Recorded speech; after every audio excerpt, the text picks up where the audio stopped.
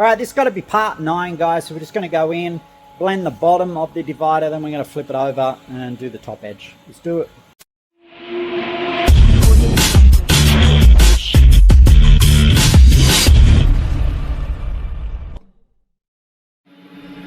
Alright, I'm going to do this one at normal speed because I had someone asking about what the cutter was like and how long something like this will take. So basically we can watch the clock and we can see just how long it's going to take this lump out. Again, we're just going to create a ridge, slowly drop the ridge above the line. Look, and again, if you're not used to this, find something that matches the radius. Don't use the gasket because the gasket's always bigger. It's not an indication.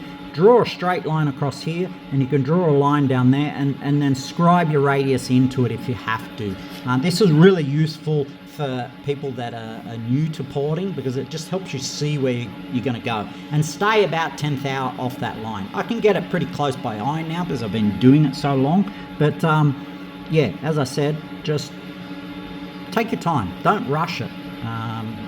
Especially if you're doing this as, you know, a hobby at home, there's no need to go fast.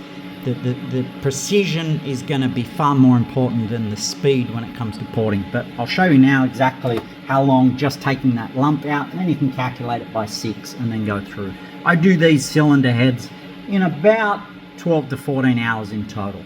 So that gives you an idea. And we're starting at 1 minute 30 on this clock.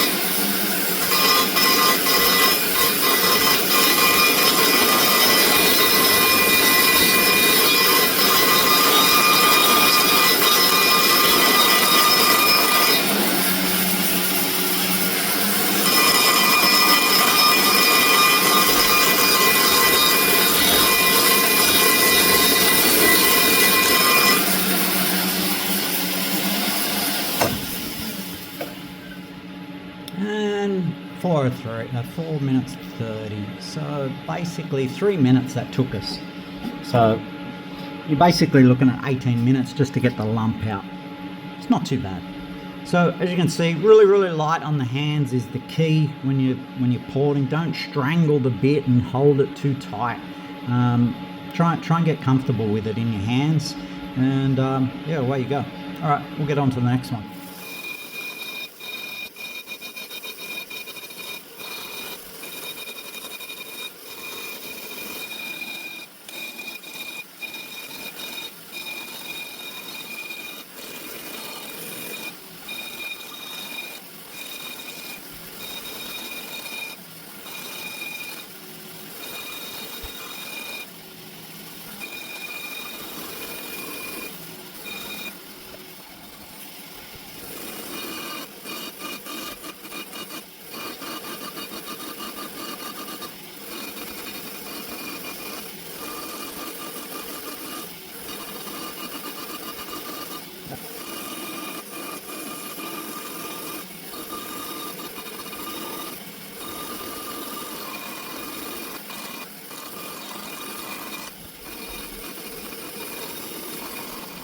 Alright, so we've got all the windows basically done. Now we're going to go in and try and fix all these ridges inside.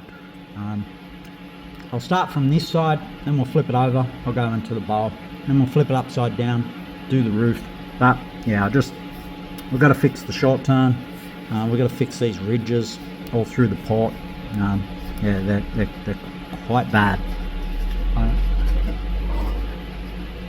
Just a little tip too.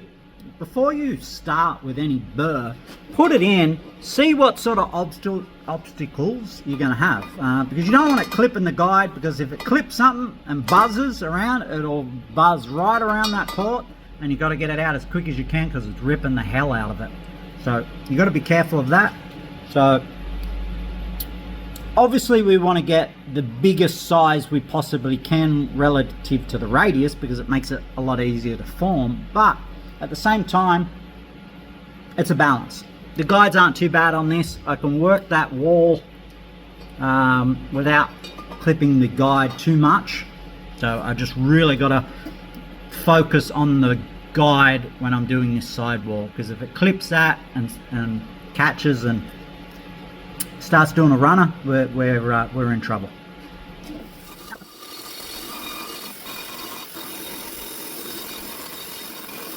And that's as deep as I'm willing to go in with this cutter, because again, it is very big, and it will do some serious damage if I clip something properly. So we're just going to go through now and do all the rest like that.